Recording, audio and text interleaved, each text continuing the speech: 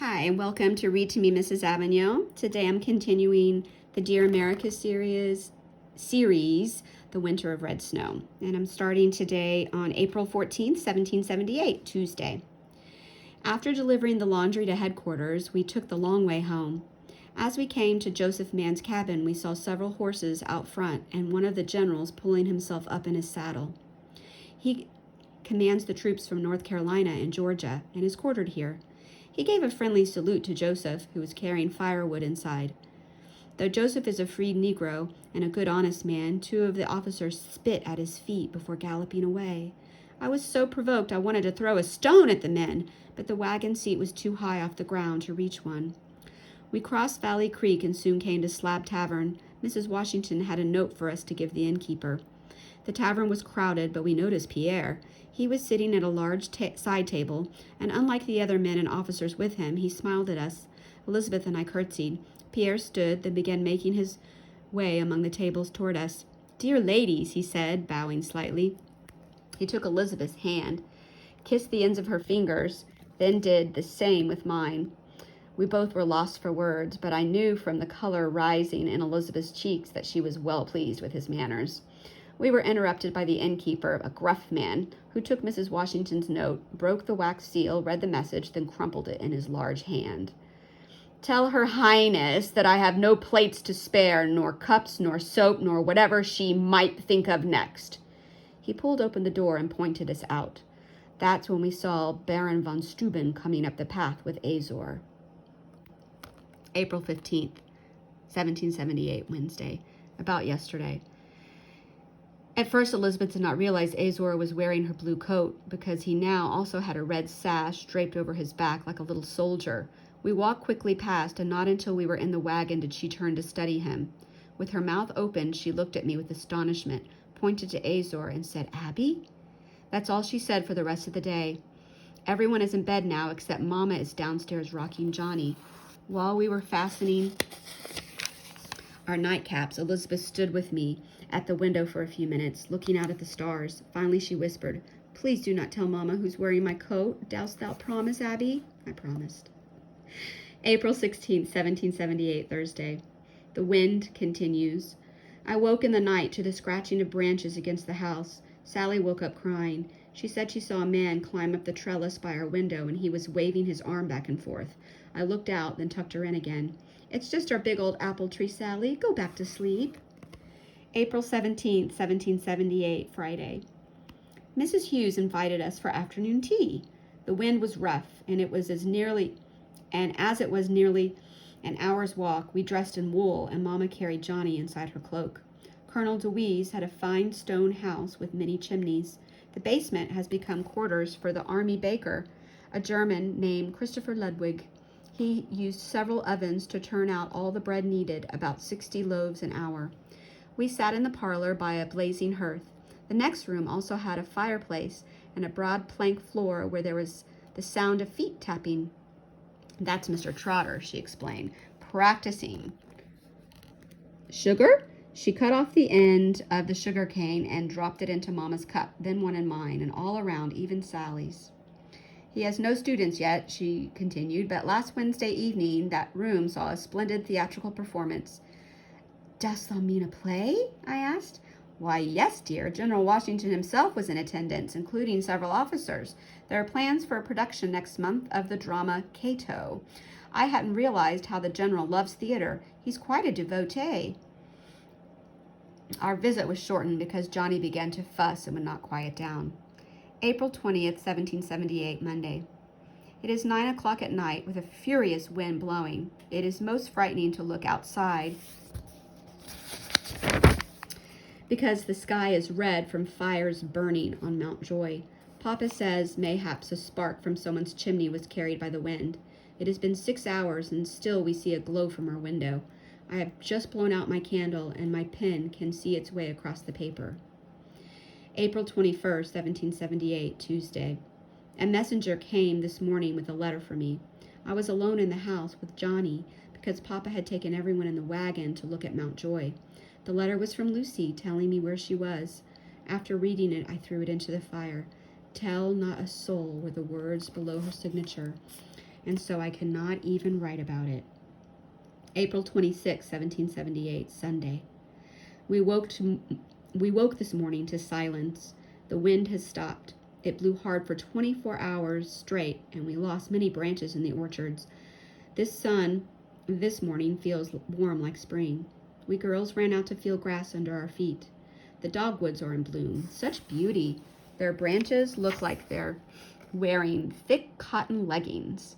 The fires on Mount Joy burn themselves out. Only steam rises from the hillside. April 29th, 1778, Wednesday. Mama and I visited Mrs. Hughes to invite her to a wedding tomorrow. While water boiled for tea, she led us through the various public rooms, showing us paintings on the walls, lovely scenics, and portraits. On entering the tap room, we heard loud voices arguing at a corner table. Wanting not to interrupt, we quickly went through another door to the library, but we did hear this much. Colonel DeWeese was complaining to 3 generals that soldiers had once again raided one of his buildings. "Lumber and stones are missing," he thundered. "How shall I ever reconstruct the previous damage if the army keeps stealing from the very people it's supposed to protect?" We returned to the main hearth and over tea wondered in whispers how much longer we must bear with these soldiers. Papa has stopped telling Mama how many tools and eggs have disappeared from our own barn. I'm thankful Brownie has not been stolen, else we shan't have butter or cream. April 30th, 1778, Thursday. The wedding was held in perfect sunshine on the wide lawn in front of headquarters. The bride is our friend Ann Pritchard from Chester County, and Papa has made her family shoes for 15 years. Her dress was white linen with lace along the sleeves and hem. There were many tears among the older women watching, and some of the younger ones. Helen cried because the wedding reminded her she is a wife no more. And why Elizabeth wept, I know not. Mayhaps because her bounty coat is being worn by a dog. The groom we had not met before. He is a cavalryman from Virginia. How handsome he looked in uniform. His tall riding boots were polished to match his scabbard. When the chaplain pronounced them man and wife, the groom threw his tricorn into the air and swept Anne into his arms. There were cheers and huzzas as he lifted her into a carriage. They are staying now at the Potters in a small upstairs room above the kitchen. After the wedding, Mrs. Smith came over to us. One glance at her eyes, and I had to look away. Oh, I wish to God Lucy had not begged me to keep silent. May 1st, 1778, Friday. We were awakened at dawn by drumming of fifes. It was a jaunty tune. We hurried out to see soldiers parading and singing at the top of their voices. "What is it, Papa?" we asked. He laughed. "Of course, how could I have forgotten? It's May Day." Such celebrations all day. The soldiers had put up maypoles last night in each brigade with streamers hanging down. They marched and sang in formation, their tricorns adorned with white blossoms from the dogwoods. We watched from the hill while men played wickets and catch and long bullet. We could smell meat roasting from a huge pit barbecue by headquarters on the Schuylkill South Bank. Papa took off his hat and waved it at the soldiers. "By God," he said to us, "it's about time those good men enjoy themselves." May 2nd, 1778, Saturday. We have thrown open the doors, front and back, and the small window in the kitchen. How good and warm spring air smells. All day we cleaned, scrubbed soot off the walls, raked the coals. Sally and I swept the floor with wet sand to gather up all the dust. Elizabeth and Mama moved beds and cupboards and wardrobes to mop. Helen carried the feather quilt out to hang over what is left of our fence. About 50 feet along the lane in front of our house is all. General Washington made a new rule. Drummers and fifes may practice just twice a day, not whenever they please. From 4 to 5 o'clock in the afternoon and from 5 to 6 o'clock in the morning. Mama is furious. The noise wakes up Johnny, and she does not want him fussing that early. He is now 5 months old and is crawling everywhere. He crawled up 6 steps, but knew not how to crawl down. He turned to look for us, and when he did, he lost his balance, tumbled head first, and raised such a wail we could not console him. He has a bump above his right eye that is purple, but do you think he learned his lesson? No! He crawls for the stairs, and one of us must watch him at all times. We are sore relieved when he finally goes to sleep at night. That is why Mama is mad about drums and whistles. She calls them playing at 5 o'clock in the morning. May 3rd, 1778, Sunday. A clatter of many horses and 2 coaches interrupted our evening prayers. Papa got up from the table to look out.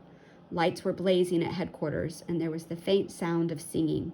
It seems someone has brought the general good news, Papa said to us when we returned from the window. May 4th, 1778, Monday. This morning, while getting the laundry, we heard much excited talk in the kitchen and front room of headquarters. Mrs. Washington wore an apron over her cotton dress and was overseeing the baking of pies and gingerbread. A roast pig turned on a spit, its juice filling the drip pan. General Green's wife